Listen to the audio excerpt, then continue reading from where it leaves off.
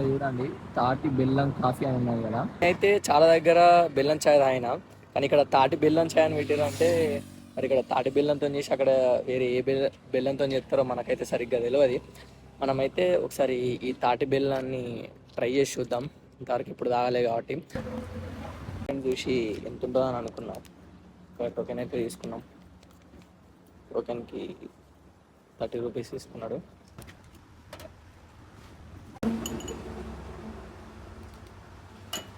బెల్లం అన్నారు.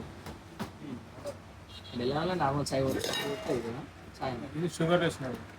ఇప్పుడు మనం ఇంట్లో ఎట్లా చేసుకుంటావా, చక్కెర బదులు అది వేద్దాం. నార్మల్ చాయ్లో బెల్లం పోతా ఉంటామా? ఆడి బెల్లం అంటే తెల్ల ఉంటుంది అన్న, అలానే ఉంటుంది. ఇక్కడ సీటింగ్ అరేంజ్మెంట్ ఇట్లా అంతా బాగుంది.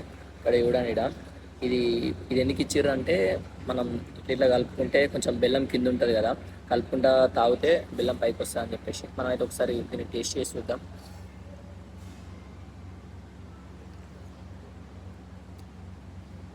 ఓకే, బాగానే ఉంది. కానీ నేను వరంగల్ తాగినప్పుడైనా కానీ మంచిర్యాల తాగినప్పుడైనా కానీ బెల్లం చాయ్ దీనికంటే ఇంకా బాగుండేది.